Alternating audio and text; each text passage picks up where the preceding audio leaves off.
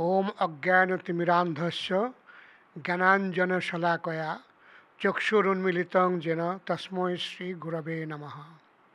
শ্রীচৈতন্যমনোভীষ্টं স্থাপিतं येन ভূতলে স্বয়ং রূপ কদা মह्यं দদাতি স্বপদান্তিকम्। বন্দেऽহং শ্রীগুরো শ্রীযুতপদকমलं শ্রীগুরূन् বৈষ্ণবাংশ্চ শ্রীরূপং সাগ্রজাतं সহগণ রঘুনাথান্বিतं तं সজীবম সাদ্বৈতম সবধূতম পরিজনসহিতম কৃষ্ণচৈতন্যদেবম শ্রীরাধাকৃষ্ণপাদান সহগণ ললিতা শ্রীবিশাখান্বিতাংশ্চ। নমো ওম বিষ্ণুপদায় কৃষ্ণপৃষ্ঠায় ভূতলে শ্রীমতে ভক্তিবেদান্ত স্বামিনিতি নামিনে নমস্তে সরস্বতী দেবে গৌরবাণী প্রচারিণে নির্বিশেষ শূন্যবাদী পাশ্চাত্য দেশতারিণে বাঞ্ছাকল্পতরুভ্যশ্চ কৃপা সিন্ধুভ্যেব চ পতিতানাং পাবনেভ্যো বৈষ্ণবেভ্যো নমো নমঃ। নমো মহাবদন্যায় কৃষ্ণপ্রেমপ্রদায়তে কৃষ্ণায় কৃষ্ণচৈতন্য নাম্নে গৌরত্তিষে নমঃ। হে কৃষ্ণ করুণা সিন্ধো দীনবন্ধো জগৎপতে গোপেশ গোপিকাকান্ত রাধাকান্ত নমোস্তুতে। তপ্ত কাঞ্চন গৌরাঙ্গী রাধে বৃন্দাবনেশ্বরী বৃষভানুসুতে দেবী প্রণমামি হরিপ্রিয়ে। জয় শ্রীকৃষ্ণ চৈতন্য প্রভু নিত্যানন্দ শ্রী অদ্বৈত গদাধর শিবাসাদি গৌর ভক্তবৃন্দ। হরে কৃষ্ণ কৃষ্ণ কৃষ্ণ হরে হরে, হরে রাম রাম রাম হরে হরে। হরে কৃষ্ণ। আমরা আজ থেকে শুরু করছি ইস্কন বাংলার সৌজন্যে শ্রীচৈতন্য ভাগবত। শ্রীচৈতন্য ভাগবতের আমরা আদিখণ্ডের দ্বিতীয় অধ্যায় থেকে শুরু করছি।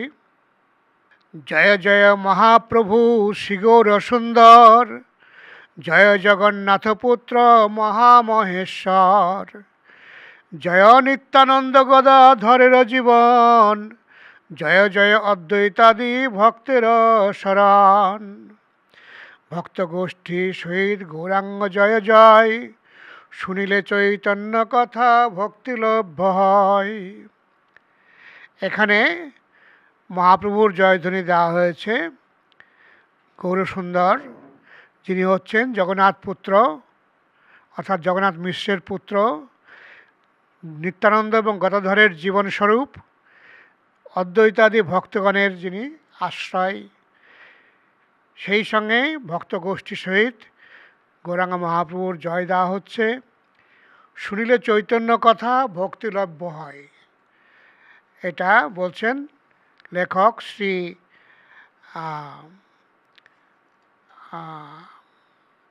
বৃন্দাবন দাস ঠাকুর মহাশয়। পুনঃ ভক্ত সঙ্গে প্রভু পদে নমস্কার, স্ফুরুক জিহ্বায় গৌরচন্দ্রয় অবতার। জয় জয় শ্রী করুণা সিন্ধু গৌরচন্দ্র, জয় জয় শ্রী সেবা বিগ্রহ নিত্যানন্দ। অভিজ্ঞাত তত্ত্ব দুই ভাই আর ভক্ত, তথাপি কৃপায় তত্ত্ব করেন সুভক্ত। ব্রহ্মাদির স্ফুরিত হয় কৃষ্ণের কৃপায়, সর্বশাস্ত্রে বেদে ভাগবতে এই গায়। তাহলে বারবার করে ভক্ত সঙ্গে মহাপ্রভুকে প্রণাম করা হচ্ছে, যাতে গৌরাঙ্গ মহাপ্রভু কৃপা করেন। করুণা সিন্ধু গৌরচন্দ্র আর সেই সঙ্গে শ্রী সেবা বিগ্রহ নিত্যানন্দ প্রভু, তাদের কৃপা ব্যতীত কোনো কিছুই সফল হয় না। তাই তাদের কৃপা ভিক্ষা করা আমাদের একান্ত প্রয়োজন। লেখক সেটাই করছেন। এবং অভিজ্ঞত তত্ত্ব দুই ভাই আর ভক্ত, এই যে ভগবানকে জানা, ভগবান একটা অভিজ্ঞত তত্ত্বই বটেন। কেননা ভগবানকে জানার শক্তি কার আছে? ভগবান নিজে কৃপা করে ভক্তকে তার সম্বন্ধে অবগত করেন। এছাড়া ভগবানকে বুঝে নেওয়ার ক্ষমতা তো কারো নেই। কেননা ভগবান হচ্ছেন অসীম, আর আমরা অত্যন্ত সীমিত। সীমিত ক্ষমতা দিয়ে অসীমকে বোঝা অসম্ভব। তবুও ভগবান কৃপা করে, তথাপি কৃপায় তত্ত্ব করেন শুভভক্ত। শুভভক্ত মানে স্পষ্ট করে দেন ভগবান কি, মহাপ্রভুকে, নিত্যানন্দ প্রভুকে ইত্যাদি বিষয়ে পুরো ব্যাপারটা তিনি সুব্যক্ত করে দেন। এবং ব্রহ্মাদেরও স্ফুরিত হয় কৃষ্ণের কৃপায়। ব্রহ্মার যে জ্ঞান প্রথম লাভ হয়েছিল সেটাও কৃষ্ণের থেকে। যখন সৃষ্টি শুরু হলো তখন ব্রহ্মা কেবল সেই ব্রহ্মার মানে গর্ভদোষায় বিষ্ণুর নাভিপদ্মে বসে, চারপাশে কিচ্ছু নেই, একেবারে শূন্য সব কিছু। তখন তিনি ভেবে পাচ্ছিলেন না যে কী করে কী হবে, কোথায় কী আছে, কিচ্ছুই বোঝা যাচ্ছে না। শেষে তপস্যা করেন এবং ভগবান কৃপা করে তাকে বেদের জ্ঞান তার মধ্যে আরোপ করেন। তো এইভাবে ভগবানের কৃপাতেই ব্রহ্মারও জ্ঞান লাভ হয়।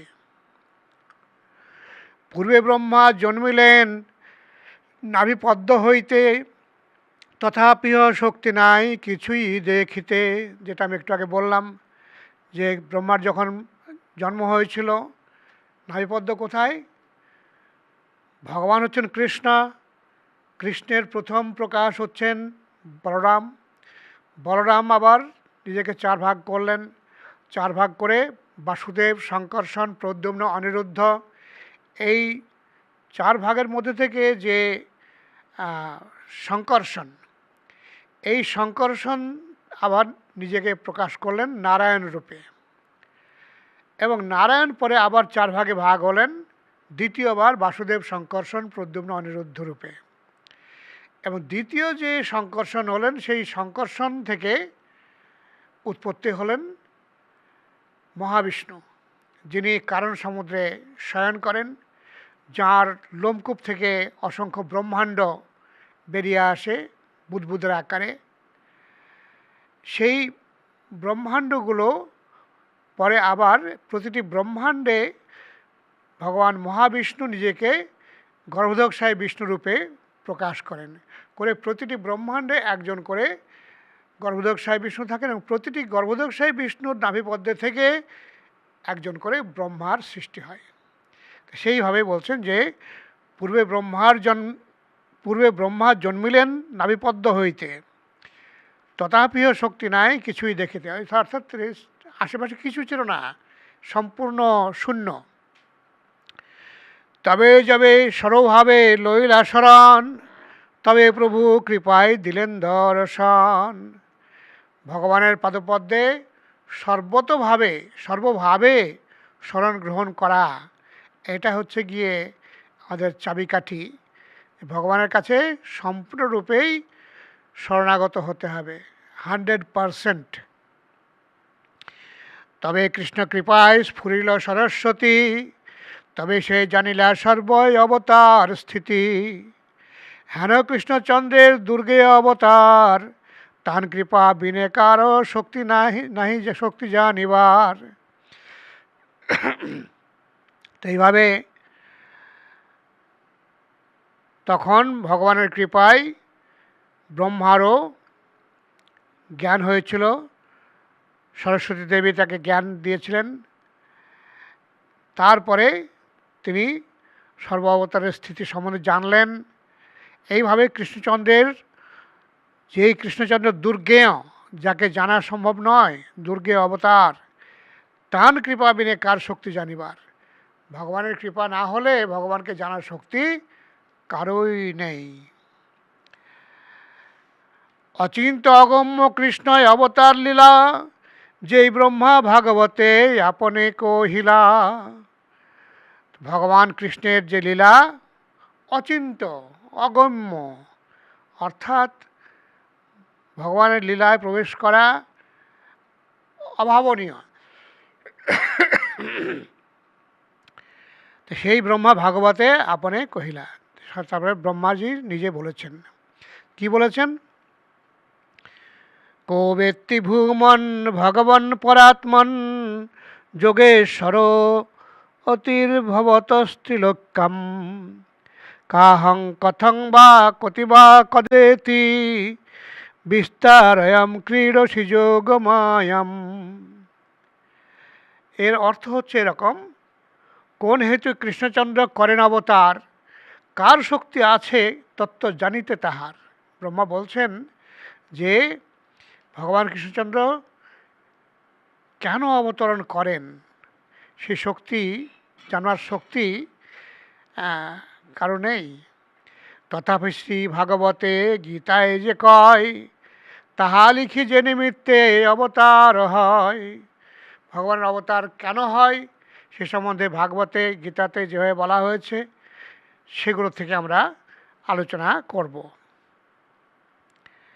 যদা যদা হি ধর্মস্য গ্লানির্ভবতি ভারত অভ্যুত্থানমধর্মস্য তদাত্মানম সৃজাম্যহম।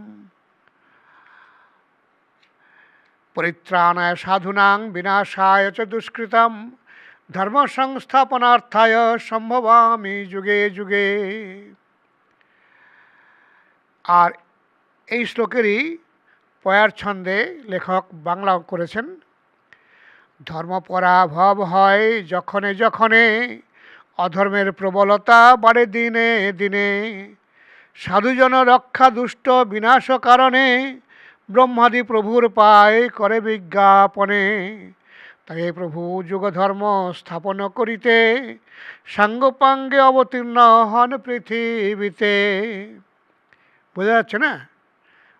যখন ধর্মের গ্লানি হয়, যেখানে যেখানে অধর্মের প্রবলতা বাড়ে দিনে দিনে, যদিও ভগবান যদিও বলেছেন যে তিনি প্রতি যুগে অবতীর্ণ, যুগে যুগে সম্ভব আমি যুগে যুগে বলেছেন, কিন্তু তিনি প্রতি যুগে আসেন না। তিনি আসেন ব্রহ্মার একদিনে একবার। আর ব্রহ্মার একদিনে একবার মানে ব্রহ্মার দিন কখন, কতটা? আমাদের যে সত্য, ত্রেতা, দ্বাপর, কলি 4 যুগ হয়, এই 4 যুগ মিলিয়ে 43,20,000 বছর সময় যায়। 43,20,000 বছর সময়ের যে 4 যুগ হয় একেবারে দিব্য যুগ। সেই দিব্য যুগের 1000 দিব্য যুগ গেলে পরে সেটা হয় ব্রহ্মার 12 ঘন্টা। আর ওই রকমের আর ততটা সময় নিয়ে হয় তার এক রাত্রি। সকাল থেকে সন্ধ্যা হলো আর সন্ধ্যে থেকে আবার সকাল পর্যন্ত, এবার 24 ঘন্টা হয়। তাই 43,20,000 গুণিতক 1000 গুণিতক 2 করলে পরে তাই ব্রহ্মার 24 ঘন্টা হয়। সেই ব্রহ্মার 24 ঘন্টায় ভগবান শ্রীকৃষ্ণ একবার আসেন। এখন এই যে 24 ঘন্টা, তার মধ্যে 12 ঘন্টার মধ্যে 14 মনু রাজত্ব করেন, যার ফলে 1000 চতুর্যুগকে যদি আমরা 14 দিয়ে ভাগ করি, কম বেশি 71 চতুর্যুগ পড়বে এক এক মনুর ভাগে। সেই মনুরা যখন রাজত্ব করেন, করতে করতে যখন সপ্তম মনুর সময় আসে, অর্থাৎ মাঝখানে দুপুরবেলায়, সেই মাঝখানে যে মনু আসেন স্বয়ংভুব মনু, স্বয়ংভুব মনুর সময়ে তার ভাগে যে 71 চতুর্যুগ আছে, সেই 71 চতুর্যুগের 28তম চতুর্যুগের শেষে যে দ্বাপর যুগ আছে, সেই দ্বাপর যুগে ভগবান শ্রীকৃষ্ণ স্বয়ং অবতীর্ণ হন।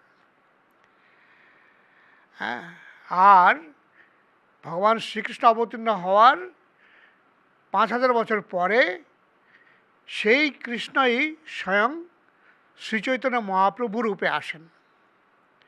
এইভাবে শ্রীচৈতন্য মহাপ্রভু হচ্ছেন গিয়ে কৃষ্ণই স্বয়ং, তিনি আসেন কৃপা করে। যেহেতু আমরা ভুলে যাই যে ভগবান গীতায় বলেছেন, সর্বধর্মান পরিত্যজ্য মাম একম শরণং ব্রজ, সব ধর্ম পরিত্যাগ করে আমার কেবল শরণে এসে যাও, কিন্তু আমরা তা বুঝতে পারি না, ফলে আমরা বিভিন্ন দেবদেবীর পুজো করে বেড়াই। সেই জন্য ভগবান আবার অবতীর্ণ হয়েছেন ভক্তরূপে, চৈতন্য মহাপ্রভু রূপে। এসে তিনি আমাদেরকে শেখাচ্ছেন যে কীভাবে ভক্তি করতে হবে। যাই হোক, তো ধর্ম পরাভব হয় যখনে যখনে অধর্মের প্রবলতা বাড়ে দিনে দিনে, সাধুজন রক্ষা দুষ্ট বিনাশ কারণে ব্রহ্মাদি প্রভুর পায় করে বিজ্ঞাপনে। যখন পৃথিবীতে অধর্ম ছেয়ে যায়, অধর্মের প্রাদুর্ভাব হয়, ধর্ম খুব মুশকিলে পড়ে যায়, ধর্মের গ্লানি হয়, তখন দেবতারা ব্রহ্মার কাছে যান। ব্রহ্মার কাছে গিয়ে আবেদন করেন যে আপনি ভগবানকে বলুন অবতীর্ণ হতে। যেমনটি দেখা গিয়েছে ভগবান শ্রীকৃষ্ণ যখন আবির্ভূত হয়েছিলেন তার পূর্বেও সব দেবতারা ব্রহ্মার কাছে গেছিলেন, এবং ব্রহ্মা তখন আবার তাদেরকে নিয়ে ক্ষীরোদক সমুদ্রে গিয়েছিলেন। ক্ষীর সমুদ্রে গিয়ে ক্ষীরোদক সাহেব বিষ্ণুর কাছে তিনি প্রার্থনা করেছিলেন, তাতে করে ভগবান তাকে সাড়া দিয়েছিলেন যে আমি অবতীর্ণ হচ্ছি। সেইভাবেই ব্রহ্মার একটা দায়িত্ব যে ভগবানকে জানানো, আর ভগবান তার কথায় সাড়া দেন। তবে প্রভু যোগধর্ম স্থাপন করিতে সাঙ্গপাঙ্গে অবতীর্ণ হন পৃথিবীতে। তো যোগধর্ম স্থাপন করতে তিনি যখন আসেন তখন একা আসেন না। যেমন যদি প্রধানমন্ত্রী আমাদের এখানে আসেন, তিনি একা আসবেন না, সঙ্গে তার অনেক সাঙ্গপাঙ্গ থাকবেন। সেরকম ভগবান যখন যখন যেখানে যেখানে অবতীর্ণ হন তার সাঙ্গপাঙ্গ সবাইকে নিয়ে তিনি অবতীর্ণ হন। এবং সেইভাবে যখন কৃষ্ণ এসেছিলেন তখনও তাই হয়েছিল, এবং তিনি যখন আবার চৈতন্য মহাপ্রভু রূপে এলেন তখনও তার সেই সমস্ত সাঙ্গপাঙ্গরা বিভিন্ন রূপে মহাপ্রভুর ভক্ত রূপে অবতীর্ণ হয়েছেন।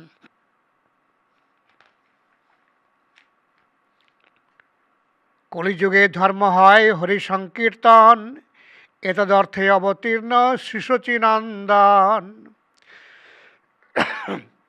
এই কহে ভাগবতে সর্বতত্ত্বসার, কীর্তন নিমিত্ত গৌরচন্দ্রয় অবতার। কলিযুগে ধর্ম হয় হরি সংকীর্তন, ভগবান শ্রীহরির নাম সংকীর্তনই হচ্ছে কলিযুগের ধর্ম। এতদর্থে অবতীর্ণ শ্রী শচীনন্দন। কলিযুগের যে ধর্ম হরিনাম সংকীর্তন সে সম্বন্ধে আপনারা জানেন। কথা সমস্ত শাস্ত্রে উল্লিখিত হয়েছে। আর এখানে বলা হয়েছে যে হরিনাম আর ভগবান হরি অভিন্ন। সুতরাং নামের সঙ্গে সঙ্গে ভগবান রয়েছেন। কি একটা কথা আছে না, যেই নাম সেই কৃষ্ণ, ভজনিষ্ঠা করি নামের সহিত আছেন আপনি শ্রীহরি। এইটা আমাদের ভালোভাবে বুঝতে হবে। আর আমরা যত বেশি নাম জপ করব, নাম কীর্তন করব, ততটাই আমরা ভগবানের সান্নিধ্য লাভ করতে পারব। এই কহে ভাগবতে সর্বতত্ত্বসার, কীর্তন নিমিত্ত গৌর চন্দ্রয় অবতার। এই কীর্তন শেখানোর জন্য ভগবান শ্রীকৃষ্ণচন্দ্র গৌরচন্দ্র রূপে অবতীর্ণ হয়েছেন। কলিযুগে সর্বধর্ম হরি সংকীর্তন, সব প্রকাশিলেন চৈতন্য নারায়ণ। আর সেই কথা প্রকাশ করলেন শ্রী চৈতন্য মহাপ্রভু। যেমন বলা হয়েছে যে কৃতজ অধ্যায়ত বিষ্ণু তেতায়াং যজত মখৈ, দাপরে পরিচর্যায়াং কলৌ তদ হরিকীর্তনাথ। সত্যযুগে ধ্যান করে যা লাভ হতো, ভগবানকে লাভ করা যেত, ত্রেতা যুগে যজ্ঞের মাধ্যমে ভগবানকে পাওয়া যেত, দাপর যুগে অর্চনার মাধ্যমে ভগবানকে পাওয়া যেত। কিন্তু সেই সমস্ত অপেক্ষা কলিযুগ যেহেতু সুবিধা কম, সময় কম, আয়ু কম, বুদ্ধি কম, এই সব কারণে কলিযুগের পদ্ধতি আরও সহজ করে দেওয়া হয়েছে। কলিযুগে আমরা যদি হরিনাম করি, হরে কৃষ্ণ কৃষ্ণ কৃষ্ণ হরে হরে, হরে রাম রাম রাম হরে হরে, এই মহামন্ত্র কীর্তন করলে আমরা ভগবানের সান্নিধ্য পেতে পারি। এইভাবে আমরা আমাদের জীবনকে সার্থক করতে পারি, অর্থাৎ ভববন্ধন থেকে মুক্ত করতে পারি। প্রভুর আজ্ঞায় আগে সর্বপরিকর, জন্ম লভিলেন সবে মানুষ ভিতর। মহাপ্রভু যখন অবতীর্ণ হয়েছেন, যেমন কৃষ্ণের সময়ও বিভিন্ন দেবদেবীকে আগে থেকে অবতীর্ণ হতে বলা হয়েছিল, সেইভাবে কৃষ্ণ মহাপ্রভুও যখন অবতীর্ণ হয়েছেন তার আগে আগেই কিছু কিছু পরিকররা আবির্ভূত হয়েছেন মানুষের মধ্যে। কি অনন্ত কি শিব বিরিঞ্চি ঋষিগণ, যতই অবতারের পার্শ্বদাপ্তগণ। সেই সব ভক্তদের মধ্যে অনন্ত অর্থাৎ বলরাম অর্থাৎ নিত্যানন্দ প্রভু, শিব অর্থাৎ অদ্বৈত আচার্য প্রভু, বিরিঞ্চি অর্থাৎ ব্রহ্মা, ব্রহ্মা অর্থাৎ ব্রহ্ম হরিদাস। হরিদাস ঠাকুর ছিলেন মহাপ্রভুর প্রায় পিতার বয়সী। মহাপ্রভুর আবির্ভাবের অনেক আগেই আবির্ভূত হয়েছিলেন হরিদাস ঠাকুর। সেই সঙ্গে ঋষিগণ তারা অবতীর্ণ হয়েছেন। যত অবতারের পার্ষদ আপ্তগণ, সেই সঙ্গে তাদের আত্মীয় স্বজন সবাইকে নিয়ে অবতীর্ণ হয়েছেন। ভাগবত রূপে জন্ম হইল সবার, কৃষ্ণ সে জানেন যার অংশে জন্ম যার। ভাগবত অর্থাৎ ভগবত ভক্ত, মহাভক্ত রূপে জন্ম হয়েছে অনেকের।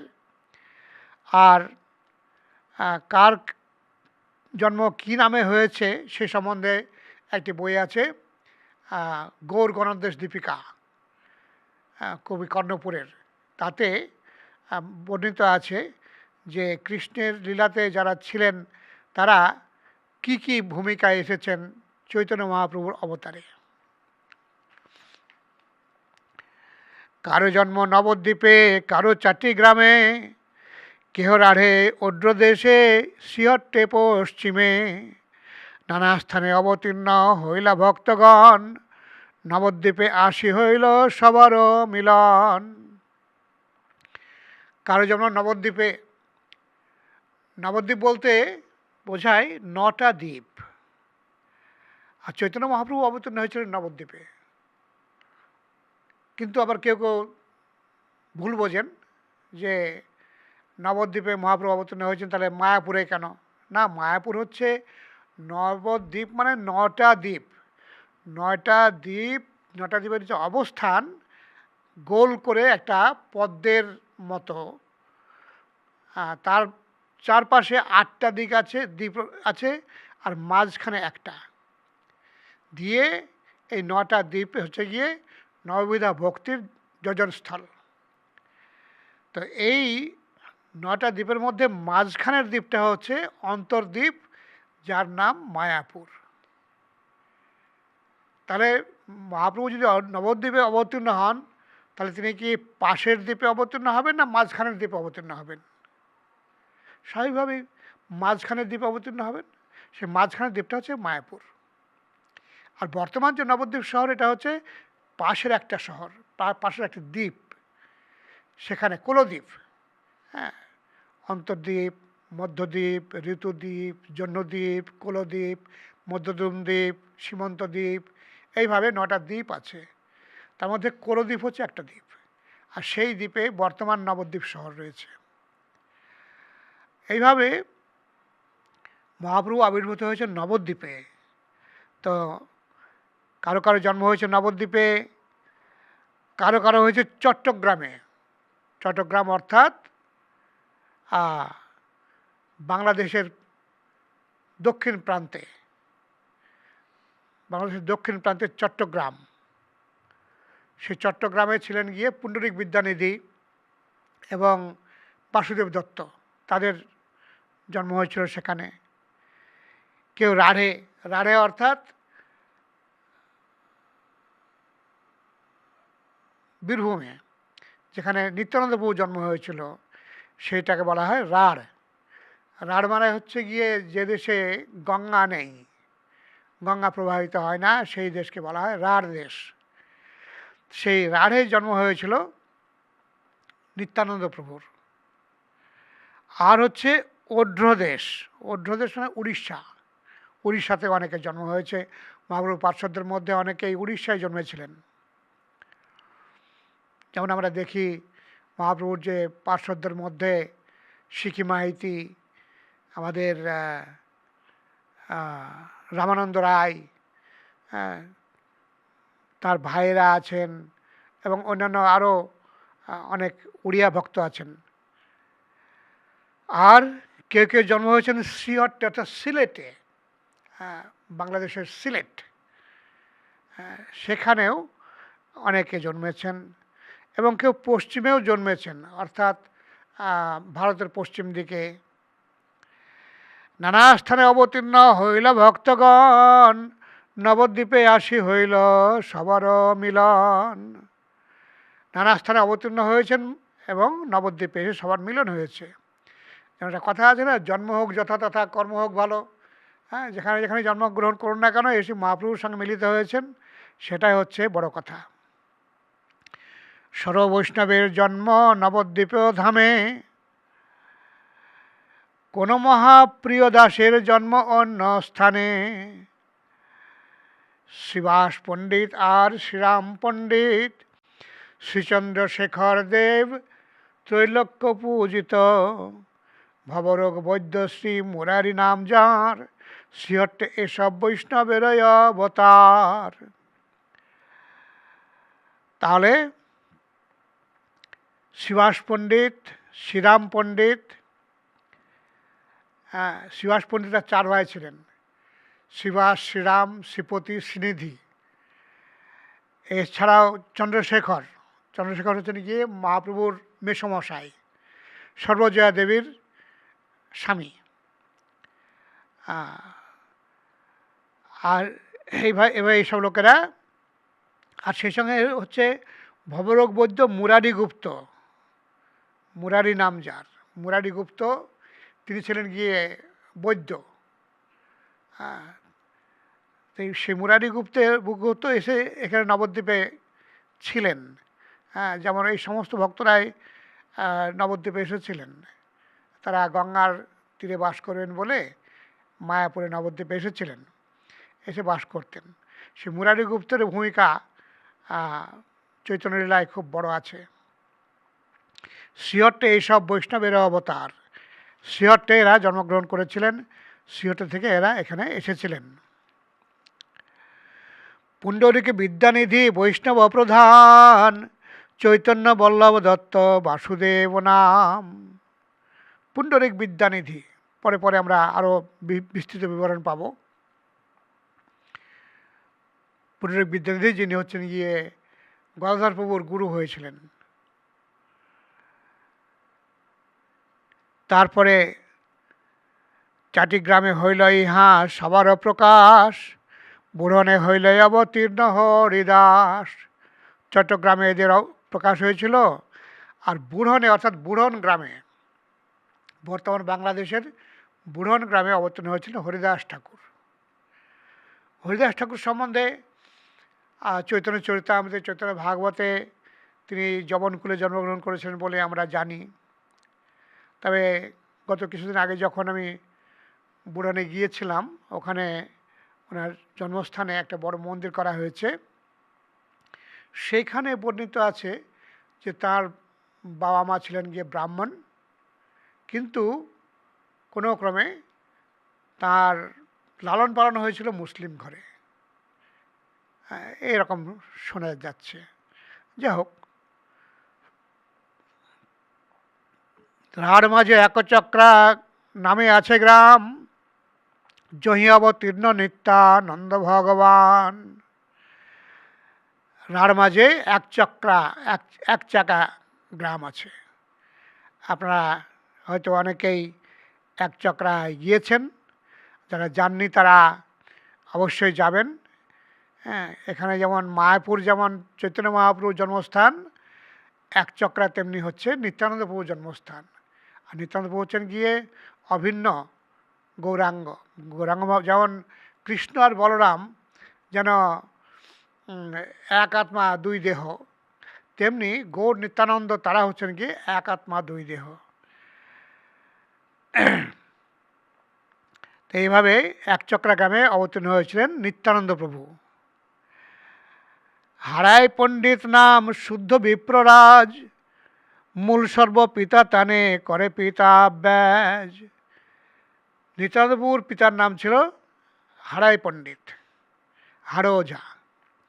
তার ব্রাহ্মণ ছিলেন, শুদ্ধ বিপ্ররাজ, এবং মূল সর্বপিতা সবার পিতা যে নিত্যানন্দ প্রভু, তিনি সে হারাই পণ্ডিতকে পিতারূপে স্বীকার করেছিলেন। কৃপা সিন্ধু ভক্তিদাতা শ্রী বৈষ্ণবধাম, রাড়ে অবতীর্ণ হইল নিত্যানন্দ রাম। নিত্যানন্দ প্রভু কীরকম? কৃপা সিন্ধু, কৃপার সাগর, ভক্তিদাতা। ভক্তি লাভ করতে হলে নিত্যানন্দ প্রভুর কাছে প্রার্থনা করতে হবে, তিনি আমাদেরকে ভক্তি দিতে পারেন। এবং বৈষ্ণব ধাম, বৈষ্ণবদের আশ্রয় যিনি, তিনি হচ্ছেন নিত্যানন্দ প্রভু। এবং নিত্যানন্দ প্রভু বলা হয়েছে যে অনেক ক্ষেত্রে মহাপ্রভুর থেকেও বেশি কৃপালু। রাড়ে অবতীর্ণ হইলা নিত্যানন্দ রাম। নিত্যানন্দ রাম বলা হচ্ছে, আসলে তিনি হচ্ছেন বলরাম। বলরামই অবতীর্ণ হয়েছেন নিত্যানন্দ প্রভু রূপে, তাই হচ্ছে নিত্যানন্দ রাম।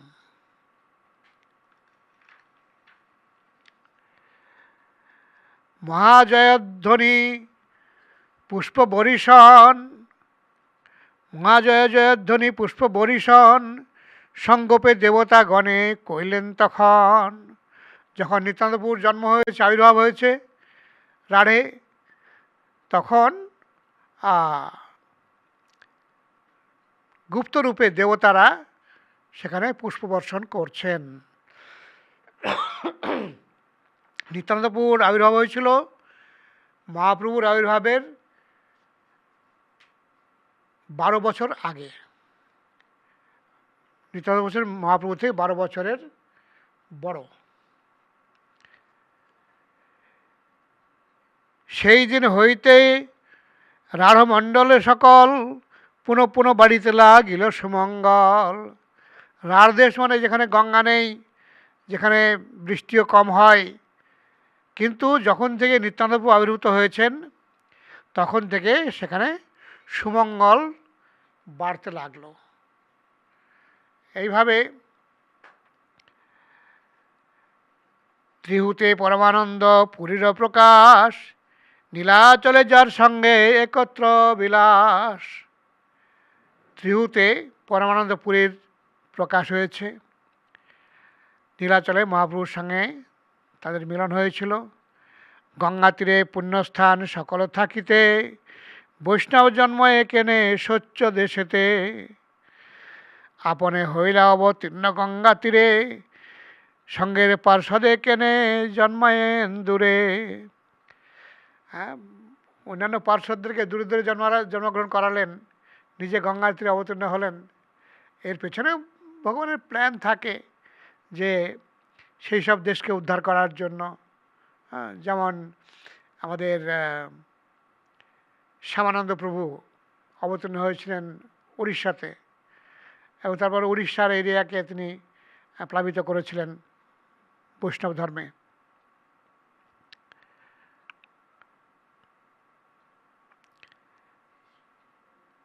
যে যে দেশ গঙ্গা হরিনাম বিবর্জিত, যে দেশে পাণ্ডব নাহি গেলা কদাচিত, সেসব জীবেরে কৃষ্ণ বৎসল হইয়া, মহাভক্তের সব জন্মায়েন আজ্ঞা দিয়া। যে যে দেশে গঙ্গা হরিনাম নেই, গঙ্গা নেই, হরিনাম নেই, যে দেশে পাণ্ডবগণ যান না, কখনো হয়তো গিয়েছেন, যদিও পাণ্ডবরা গিয়েছেন সেখানে একচক্রায়, আপনারা দেখবেন একচক্রায় গেলে ওখানে পাণ্ডবতলা আছে, যেখানে কি মানে বক রাক্ষসকে মারা হয়েছিল। সেসব জীবের কৃষ্ণ বৎসল হইয়া মহাভক্ত সব জন্মায়েন আজ্ঞা দিয়া। কৃষ্ণ কৃপা করে মহাভক্তদেরকে সেই সব জায়গায় আবির্ভূত করান। সংসার তারিতে চৈতন্য অবতার, আপন শ্রী মুখে করিয়াছেন অঙ্গীকার। শ্রীচৈতন্য মহাপ্রভু অবতীর্ণ হয়েছেন সংসারকে উদ্ধার করতে, অর্থাৎ সমস্ত বদ্ধজীব যারা কষ্ট পাচ্ছে তাকে উদ্ধার করার জন্য। স্বচ্ছ দেশে স্বচ্ছ কুলে আপন সমান, জন্মাইয়া বৈষ্ণবে সবারে করে ত্রাণ। যেই দেশে যেই কুলে বৈষ্ণব অবতরে, তাহার প্রভাবে লক্ষ্য যোজননী স্তরে। যেখানে যেখানে বৈষ্ণবদের আবির্ভাব হয় সেই সব জায়গা সব পবিত্র হয়ে যায়। আর বলা হচ্ছে তার প্রভাবে লক্ষ যোজন পর্যন্ত সবাই উদ্ধার হয়ে যান। যে স্থানে বৈষ্ণবগণ করেন বিজয়, সেই স্থান হয় অতি পুণ্য তীর্থময়। বৈষ্ণবরা যেখানে গমন করেন সেই সব স্থান পুণ্যতীর্থ হয়ে যায়। অবশ্যই সেই রকমের বৈষ্ণব, শুদ্ধ বৈষ্ণব, যথার্থ বৈষ্ণব, দিব্য স্তরের বৈষ্ণব তারা, ছোটোখাটো বৈষ্ণব ততটা না হলেও মানে যখন দিব্য বৈষ্ণব যারা খুব উচ্চ স্তরের গুণাতীত বৈষ্ণব, তারা যেসব জায়গায় যান সেসব জায়গা তীর্থময় হয়ে যায়। অতএব সর্বদেশে নিজ ভক্তগণ, অবতীর্ণ কইলা শ্রীচৈতন্য নারায়ণ। সেই কারণেই সব দেশে নিজের ভক্তগণকে চৈতন্য মহাপ্রভু অবতীর্ণ করিয়েছেন। নানা স্থানে অবতীর্ণ হইলা ভক্তগণ, নবদ্বীপে আসি সবার হইল মিলন। নবদ্বীপে হইব প্রভুর অবতার, অতএব নবদ্বীপে মিলন সবার। নবদ্বীপ হেনগ্রাম ত্রিভুবনে নাই, জহি অবতীর্ণ হইলা চৈতন্য গোসাই। অবতরিবেন প্রভু জানিয়া বিধাতা, সকল সম্পূর্ণ করি থুইলেন তথা। নবদ্বীপ সম্পত্তি কেবল নিবারে পারে, এক গঙ্গা ঘাটে লক্ষ লোক স্নান করে। এইভাবে নানা স্থানে অবতীর্ণ হয়েছেন ভক্তগণ, আর তারা আসছেন নবদ্বীপে, এসে মিলিত হচ্ছেন। আর নবদ্বীপে মহাপ্রভু অবতীর্ণ হবেন, সেই জন্য নবদ্বীপে সবার মিলিত হওয়ার কথা ছিল।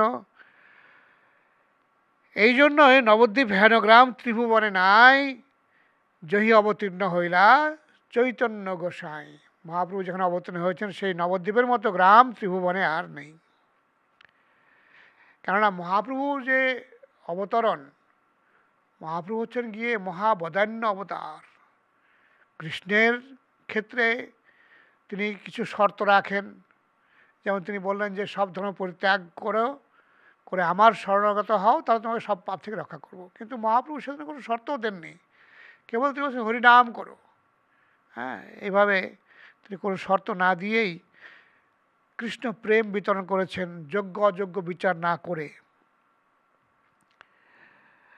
আর ব্রহ্মাজি জানতে পেরেছিলেন যে মহাপ্রভু অবতীর্ণ হবেন, তাই সকল সম্পূর্ণ করি থুইলা তথা।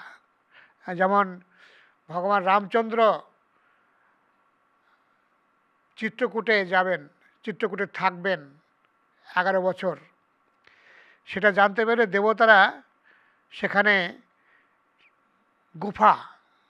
গুহা তৈরি করেছেন। যে গুহার ভেতরে ভগবান রামচন্দ্র থাকতেন, সেই গুপ্ত গোদাবরী, সেটা বলা হয়েছে দেবতারা তৈরি করেছিলেন, যেহেতু ভগবান ওখানে থাকবেন সেই জন্যে। তেমনইভাবে ভগবান অবতীর্ণ হবেন বলে বিভিন্ন রকমের ব্যবস্থাপনা আগে থেকে করা হয়েছিল। এছাড়াও বাংলার যে সংস্কৃতি, বাংলার যে সভ্যতা, বাংলার যে ঐতিহ্য, এটা বরাবরই খুব উন্নত। সেই জন্য মহাপ্রভু অবতীর্ণ হয়েছিলেন বাংলাতে। মহাপ্রভু গোলক বৃন্দাবনে যেখানে ভগবানের নিজ ধাম, নিত্যধাম, সে নিত্যধামে মহাপ্রভু এখনও বিরাজমান। হ্যাঁ, এক পাশে কৃষ্ণ অবস্থান করছেন, আর এক পাশে মহাপ্রভু অবস্থান করছেন তার সঙ্গী সাথীদের সবাইকে নিয়ে। অতএব বলা হয়েছে যে গোলক বৃন্দাবনে মহাপ্রভু বাংলায় কথা বলেন। অতএব বাংলা ভাষাটাকে সাধারণ বলে মনে করবেন না। হ্যাঁ, আপনার ভাষা মহাপ্রভু জানেন, ভগবান স্বয়ং জানেন, স্বয়ং বলেন। যদিও ভগবান প্রত্যেকের ভাষা জানেন, তবুও আমরা সৌভাগ্যক্রমে সেই ভগবানের ভাষা, ভগবান সেই আমাদের এখানে এসে আমাদের ভাষায় কথা বলতেন, এবং সেখানেও তিনি আমাদের ভাষাতেই কথা বলেন। অতএব ভগবানের সঙ্গে যোগাযোগ করা আমাদের পক্ষে সহজ। তাই নবদ্বীপ সম্পত্তি কেবল নিবারে পারে, একঘাট গঙ্গা ঘাটে লক্ষ লোক স্নান করে। সেই সময় নবদ্বীপ ছিল গিয়ে একটা খুব বড় শহর, এবং সেই শহরে সারা ভারতবর্ষে থেকে সংস্কৃত শেখার জন্য লোকেরা আসতো। সংস্কৃতের পীঠস্থান ছিল নবদ্বীপ। নবদ্বীপের সংস্কৃত না শিখলে পরে সংস্কৃত শেখা সম্পূর্ণ হতো না। আর প্রচুর পণ্ডিতরা থাকতেন নবদ্বীপে, আর ছাত্ররা থাকতেন। এইভাবে গঙ্গার ঘাটে তখন লক্ষ লক্ষ লোক স্নান করতেন। এইভাবে ত্রিবিধ বয়সে এক জাতি লক্ষ লক্ষ, সরস্বতী প্রসাদে সবাই মহাদক্ষ। সবে মহা অধ্যাপক করি গর্ব ধরে, বালকেও ভট্টাচার্য শনে কক্ষা করে। ত্রিবিধ বয়সে এক জাতি লক্ষ লক্ষ, প্রচুর লোক, ছোট বড় মাঝবয়সী, আর সরস্বতী প্রসাদে সবাই মহাদক্ষ, অর্থাৎ সবাই পণ্ডিত, সুপণ্ডিত। নবদ্বীপের লোকেরা সুপণ্ডিত ছিলেন, আর মহা অধ্যাপক, বড় বড় অধ্যাপক তারা, এবং তারা সেইভাবে গর্ববোধ করতেন। এবং বালকও বড় বড় পণ্ডিতদের সঙ্গে মানে যুক্তিতর্কে অবতীর্ণ হতেন। নানা দেশ হইতে লোক নবদ্বীপে যায়, নবদ্বীপে পড়িলে সে বিদ্যারস পায়। ওই যে নবদ্বীপে পড়লে সে বিদ্যারস পায়, মানে বিদ্যার সার্টিফিকেট নবদ্বীপে থেকে পাওয়া যায়। আর এই জন্যে নানা দেশ থেকে লোকে নবদ্বীপে আসেন। অতএব পড়ুয়ার নাহি সমুচ্চয়, লক্ষ কোটি অধ্যাপক নাহি নিশ্চয়। কত যে পড়ুয়া, কত ছাত্র যে আসেন তার আর হিসাব নেই। আর লক্ষ কোটি অধ্যাপক, টিচার, শিক্ষক, আর কত কত শিক্ষক। যেমন এলাহাবাদে প্রয়াগরাজে, ওখানে 40,000 অ্যাডভোকেট আছে, ওরকমই, মানে তার থেকে বেশি এখানে যে শিক্ষকরা। রমা দৃষ্টিপাতে সর্ব লোক সুখে বসে, ব্যর্থকাল যায় মাত্র ব্যবহার রসে। রমা দৃষ্টিপাতে অর্থাৎ লক্ষ্মীদেবীর কৃপায় সবাই সুখে বসবাস করছেন। কৃষ্ণরাম ভক্তিশূন্য সকল সংসার, প্রথম কলিতে হইল ভবিষ্যয়াচার। তো হয়েছে কি, মানুষ ভগবানকে বাদ দিয়ে আর সবার ভক্তি করে, বিভিন্ন দেবদেবীর পুজো করে, ব্যর্থকাল যায় মাত্র ব্যবহার রসে, বিভিন্ন রকমের বিশহরীর গান, পাঁচালি ইত্যাদি ইত্যাদি বিভিন্ন রকমের ছড়া এই সমস্ত করেন।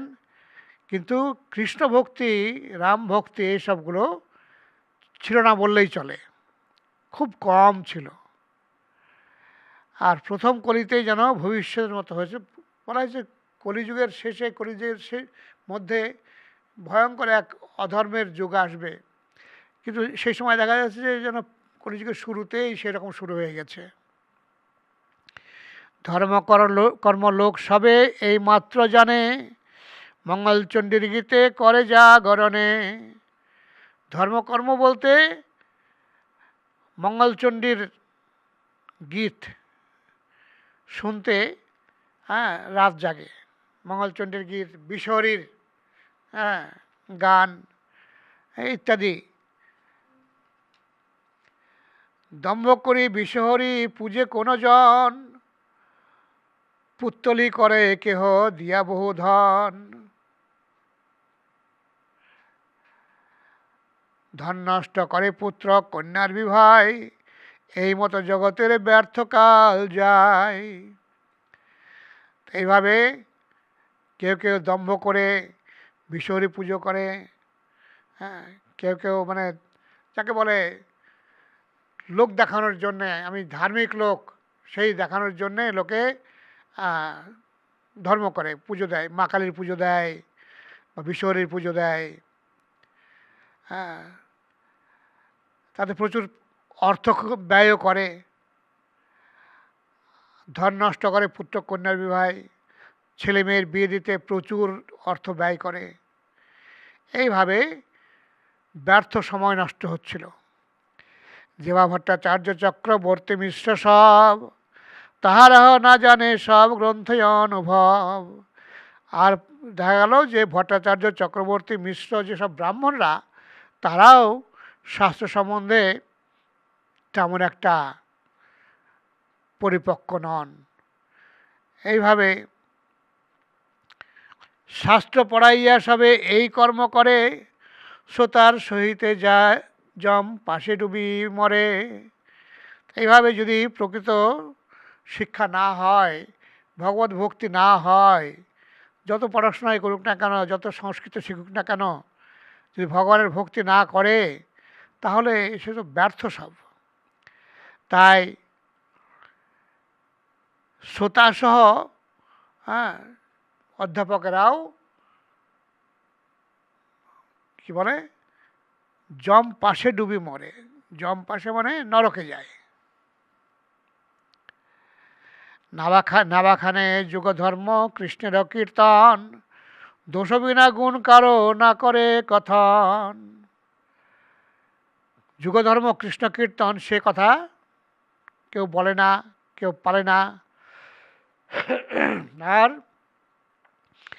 দোষ বিনা গুণ কারো না করে কথন, অর্থাৎ ওই যে অন্যের দোষ দেখে বেড়ানো, এটা আমাদের একটা বড় বদভ্যাস। যেমন আমাদের রাজনৈতিক পার্টিগুলো অপরের দোষ দেখে বেড়ায়, আর আমরাও একে অপরের দোষ দেখে বেড়াই, ভালো গুণটা দেখি না। বলা হয়েছে যে সুজনে সুযশ গায় কুযশ নাসিয়া, আর কুজনে কুযশ গায় সুযশ ঢাকিয়া।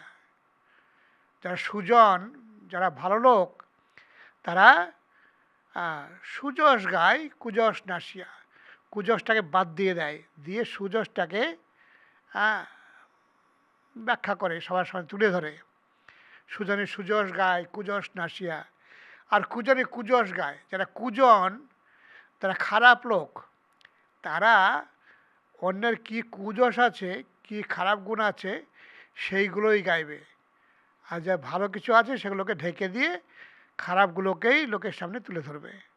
এ হচ্ছে জগতের নিয়ম, যে মানুষ অন্যের ভালো দেখতে পায় না, অন্যের খারাপটা দেখতে পায়। যদিও নিয়ম হচ্ছে নিজের খারাপটা দেখা, নিজের খারাপটা দেখে সেটাকে সংশোধন করা, আর আমাদের কর্তব্য হচ্ছে অন্যের ভালোটা দেখা, অন্যের ভালোটা দেখে তার প্রশংসা করা, এটা হওয়া উচিত। কিন্তু হয় কি কার্যক্ষেত্রে, না আমরা নিজেকে মনে করি আমি সব থেকে ভালো আর বাকিরা সব খারাপ। এ হচ্ছে আমাদের ভবরোগ। নিজের দোষ আমরা দেখতে জানি না, আমরা নিজেকে মনে করি আমি একবারে নাম্বার ওয়ান, আর অন্যরা সব খারাপ, অন্যদের খারাপ দিকটাই আমরা দেখে থাকি। যেবা সব বিরক্ত তপস্বী অভিমানী, তা সবার মুখে নাহিক হরির ধ্বনি। যারা বিরক্ত মানে ত্যাগী, তপস্বী এরকম অভিমান করে, তাদের মুখেও হরিধ্বনি শোনা যায় না। অর্থাৎ বড় দুরবস্থা। অতি বড় সুকৃতি সে স্নানের সময় গোবিন্দ পুণ্ডরীকাক্ষ নাম উচ্চারয়। ভগবানের নাম কৃষ্ণ, হরে কৃষ্ণ এগুলো উচ্চারণ করে না। ভগবানের সেই পরোক্ষ নামগুলো সেইগুলো মানে গোবিন্দ পুণ্ডরীকাক্ষ এইগুলো উচ্চারণ করে, কিন্তু হরে কৃষ্ণ মুখে আনে না। গীতা ভাগবত যে যে জনেতে পড়ায়, ভক্তির ব্যাখ্যান নাহি তাহার জিউ ভাই। যারা গীতা ভাগবত পড়ানো তাদের জিহ্বাতেও ভক্তির কথা আসে না। তারা পাণ্ডিত্য প্রকাশ করেন, কৃষ্ণ যে ভগবান সে কথা ব্যাখ্যা করেন না। এই মতো বিষ্ণুমায়া মোহিত সংসার, দেখি ভক্ত সব দুঃখ ভাবে নয় অপার। যারা কৃষ্ণ ভক্ত তারা এইসব দেখে দেখে খুব দুঃখ পান। কেমনে এই জীব সব পাইবে উদ্ধার, বিষয় সুখেতে সব মজিল সংসার। তো বিষয় সুখ, জাগতিক ভোগ সুখে সব মত্ত হয়ে আছে, আর এইসব জীবেরা কিভাবে উদ্ধার পাবে এই সব চিন্তা করে ভক্তরা খুব চিন্তায় পড়ে থাকেন। বলিলে কেহ নাহি লয় কৃষ্ণ নাম, নিরবধি বিদ্যাকুল করেন ব্যাখ্যান। সকার্য করেন সব ভাগবতগণ, কৃষ্ণ পূজা গঙ্গা স্নান কৃষ্ণের কথন। এইভাবে যারা ভক্ত নন তারা কৃষ্ণনাম বললেও গ্রহণ করে না, নিরবধি বিদ্যাকুলের ব্যাখ্যা করেন। কিন্তু যারা কৃষ্ণ ভক্ত তারা কিন্তু কৃষ্ণ পুজো করেন, গঙ্গা স্নান করেন এবং কৃষ্ণের কথা আলোচনা করেন। আমরা বাকিটা পরবর্তী সময় আবার ধরব। হরে কৃষ্ণ।